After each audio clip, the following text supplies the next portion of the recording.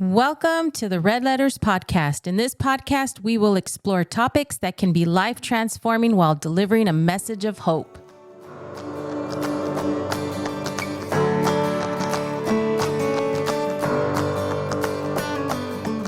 Hi, everyone. Welcome to today's podcast. And today's subject, we're going to talk about why are we afraid of dying? And to start off with, I just want to share.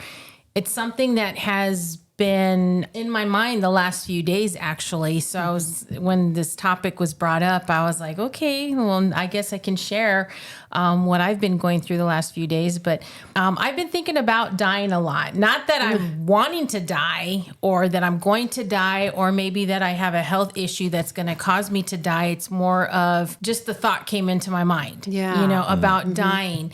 And I was in my bed, and this happened to me actually just last night, where I just told God, I said, God, I don't want to die yet. Oh. And I think a lot of it has to do with because I'm at the age of 53 right now, even though I'm still young. Yeah. Yes. My body doesn't feel like it, and I've been thinking about my health a lot and really getting serious about, my eating habits and things like that. But to go back to that thought, the reason I brought up that comment to God is like, I don't want to die yet is because of just thinking about my children. Yeah.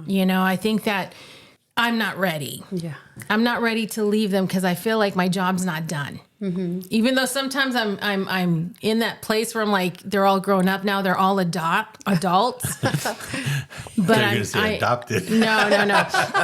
They're all adults, but just thinking that I haven't done enough to leave them something behind. Like, I don't know, I guess you could say maybe an inheritance. Mm-hmm. Yeah. To leave them to know that when I die, they're going to be well off. Right. That everything, is going to be okay. That they're going to be able to, mourn, cry, and then later on just miss me. Mm-hmm. But knowing that, wow, my parents or my mom or, us, we left them something, right? To help them to get through life. Yes, exactly. And I know the times right now they're getting worse. Yes, they are. Everything in this world right now is just getting worse. It's getting chaotic. And just the thought of how expensive things are getting and just thinking that God has put us in a place to be self-employed and to be able to provide those means to our kids. But, God forbid, I die tomorrow, my husband dies tomorrow, even though we have like things set, for them to be able to receive, the business and the property and things like that. But I just feel there's more, because we have more kids. We have 5 kids and we have a grandson. But just that thought, I just want to know that they're going to be okay and that they're going to have everything they need if, God forbid, the Lord decides to take us. But as far as afraid of dying, I'm not afraid to die. Oh. I'm okay with it. But I told the Lord, and even though sometimes I feel this is crazy, but do you ever think about maybe we're being selfish when we tell the Lord we don't want to die? Because I feel sometimes selfish, telling God I don't want to die yet because I'm like, man, I want to be with the Lord, Yeah. But at the same time, I want to make sure that everything is okay. Even though I know that God, and I trust God enough to know that He's going to be here for them. Right. But physically, just everything, leaving them an inheritance. Okay. I'd love to say something. First of all, I love the mother's heart. I think I'm sure fathers do too, Tony. But I just think the mother's always has that thought behind her, at the back of her mind. I want to make sure my children are okay, even if they're all adults. So first of all, I wanted to mention that I just love the mother's heart. I love that. That's the first thing that comes to mind. And then when you said an inheritance, I know you and I know your children from hanging out with you guys. And I think so far you and Tony have left them. Not that I want anything to happen to you guys, but so far you guys have left them one of the greatest inheritance that I have seen, not just in individuals, but in children, the love of God and the knowledge of who God is.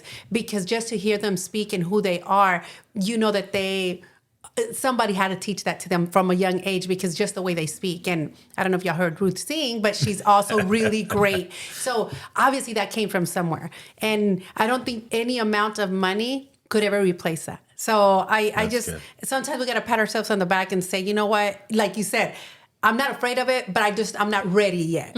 But knowing that I've left them with that, and that to me speaks mountains. I just wanted to share that with you. Yeah. Thank you. I would piggyback, of course, on what my wife was saying and what you were saying, Mary. But I think for me, the biggest thing that one of the main reasons why I don't want to go on yet is because I want to watch them grow their families. Oh, yes. I want to see how they parent. I want to see how they build their family. And everything I've seen already, because some of them are starting, it's exciting to see.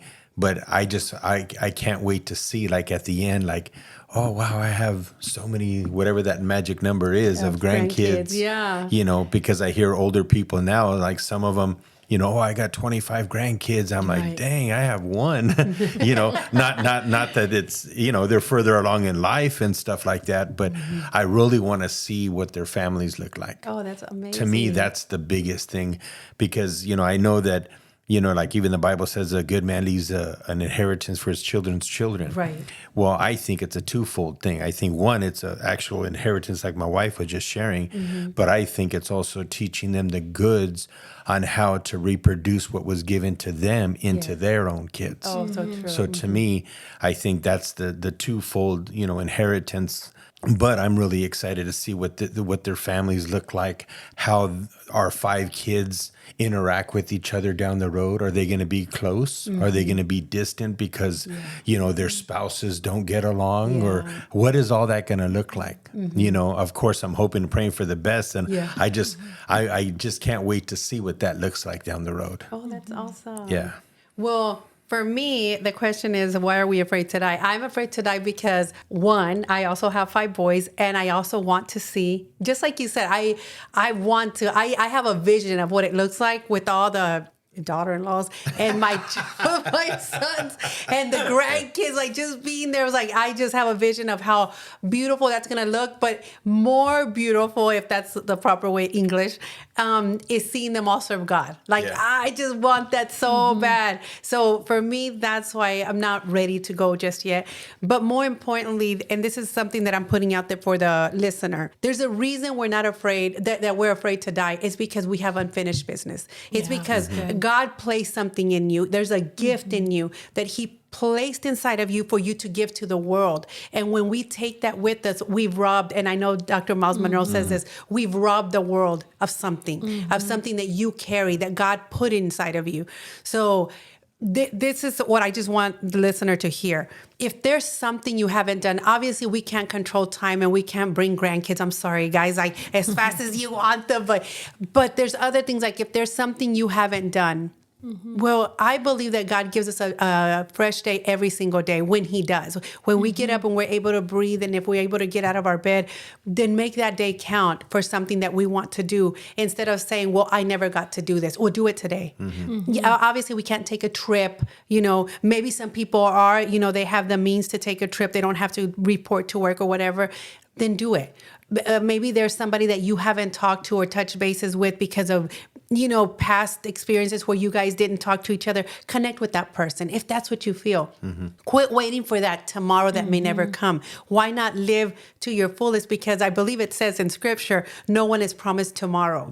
Yeah. So it's like, so why not, instead of sitting there and waiting for that day where, that it might come, why not do it today, if that makes sense? Well, there's a scripture too that says life is but a vapor, here today, gone tomorrow. Yes. So it comes and goes fast. But if you're listening, and just like we are here, then if you have breath, that means there's still something, your assignment ain't done yet. Exactly. Because if you were born and you had a life to live, and it's obvious that God had a plan for you, because otherwise there would be no need for you to be here on earth if there was nothing for you to do. So everyone has an assignment. And, I know we're all talking about like our kids and grandkids and what all that looks like, but is there anything else that we would be looking forward to before we pass on?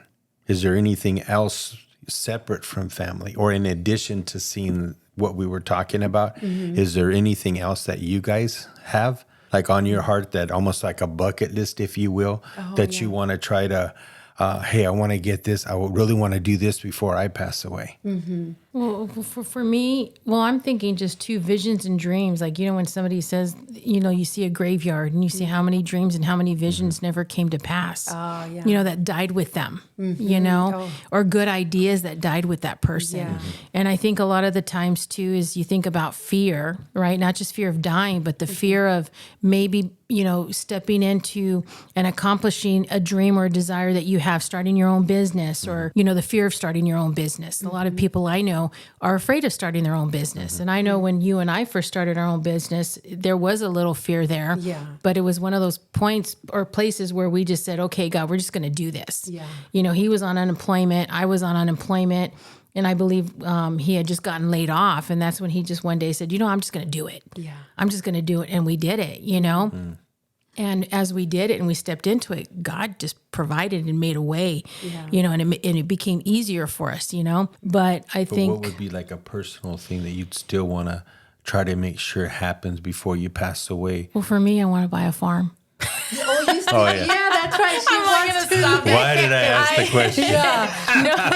Put it out there, Ida. That's right. You want that farm. I want some land. I want a place. I want a place of escape. I think about, like I said, the world's getting worse. It's not getting better. And the city's even worse. And the city's even worse. Yeah. And I thought, you know what? In all my life, I've wanted a farm. But I think that I've always wanted a place where I can have a lot of land and my kids can just, you know what I mean? They could build their mini houses on an acre. I can give them each an acre and they could build a little mini house on there, to get away. And if things, did get worse, they have a place to go, know? So I think of worst case scenarios. Yeah. I've always been... How many bunkers could we fit here? I've always been the 10 bridesmaids in the Bible. You got the 5 that were prepared and the 5 that weren't prepared. I'm the 5 that's prepared. Okay. I like I said, we talked about it earlier on in podcasts where I like to prep. Okay. And so, I think of the, what's ahead. Yeah. I think of the future. So I'm always trying to stay ahead of myself and be prepared in worst case scenarios. Oh, okay. And I believe in that strongly. I believe my kids can even tell you, in the beginning, I have backpacks for each of them, that they can just grab and go. On Y2K, we slept with life jackets. Oh my goodness! But and that's the real reason is that I don't feel like I've prepared enough or prepared well. Oh, okay. And I think there's a little bit more that I need to do, and then I can say, okay, Lord, I'm ready. You know what I'm saying? Yeah. So for me, it's that. So in this farm, are you gonna have animals? Goats and chickens. Oh, okay. Yeah, and dogs. Yeah. Oh, okay. It's not going to be like a big farm, It's more than that, probably. I would for garden, I'm going to have lots of like vegetation and things like that. But it's more for, and eggs, chickens. Yeah. It's the main thing we normally eat. And then goat's milk. Yeah. It's really good for you. Not to eat the goats, just to drink the milk. But you can eat the goats. You can eat the goats, yeah. So and maybe a few cows. Chiva or something? Oh, video. Yeah. A few cows. They'll be pets, but then you know what? God forbid if things get tough, we're gonna need a cow. Yeah. Butcher a cow. Yes. How about you, Mary? For me, it would be. It's personal, you said, would be, I do want to write my book. And I am working on it. And my son, I know that you guys offered, that was so nice of Kinley. I know she's very smart and could probably do a better, faster job than my son is. But my son is he's looking over it. Wow. And he said, well, why are you asking other people, let me do it? And I thought, wow, how amazing that my own son, edited, And the only reason that I say this is because I never really thought I had much to give to the world. I've always said I had to go to school because I have no skills and I have no talent. I am so envious of people with creativity. Like, you can do that? Like, I don't have it in me. So to me, I always said, what can I leave the next generation? And to me would be that that no matter how hard it started out, there comes that time in your life where I call it a fork in your life, where you have the choice to either continue what was given to you or change it all around for the good and make it better for somebody else. So for me, it would be that not everything that starts bad has to stay bad. It can, you can turn it around. So that's what it would be for me. And because I don't start, I always think, why haven't you started? Why don't you finish? Is because I see it bigger than what it actually is. And I'm lazy, to be honest, right now. I've just been lazy. It would be that. And then not personal would be seeing my children become successful. I see it. Like I have a vision of it. Whatever success looks to anybody, to me, it's just like them being able to live on their own and not having to depend on anyone. Yeah, yeah. And that's to me would be success for them. And I would love to see. I won't be done until I see all of that. And then maybe the grandkids too, okay? God, so if you're listening, I'm not ready to go anytime soon. I don't mind looking at the grandkids. The Yeah. great-grandkids. I mean, that's what I meant. Yeah. What about you, Tony? I think there's a little bit of that sometimes, because a few people have said, hey, you should write a book like over the course of years. Yeah. But I don't know what keeps me from ever doing that. And then I've had just even on my birthday, they gave me this book that supposed to it ask questions about my life so they could go back and know about it later. And I know my daughter gave me one a while back. I got like 3 or 4 of them stacked up in the corner of my office, but I know that that's something I want to do because I know we're not going to be able to, at some point, we're going to have to, let's just say, go to heaven and leave this earth, and our kids and their kids, and as it goes down, they might not know who we are. Right, yeah. So one of the things that I actually been thinking of, because I've been listening a lot to Dr. Miles Monroe and how many books this guy left. Oh my gosh. He said he would write, I think it was 3 or 4 books a year. And I'm just thinking over the course of years, he read the Bible, I want to say 35 times minimum. Yeah.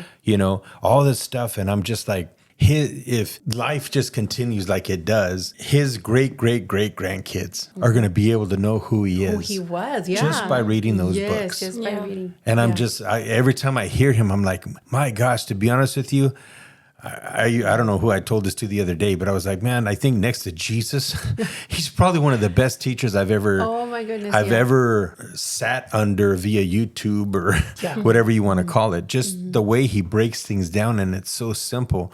And I think that's one of the things that I feel like once I do that, I'll feel that I emptied my life out. Oh, yeah. But I feel like it's all in file cabinets inside of me right now, just sitting dormant. Right. And I think that that's one of the things that I would like to do. And one of the other things probably would be to at some point travel, because we do local traveling and stuff that you could drive to, but not really like travel, like go to Italy or any of that kind of stuff.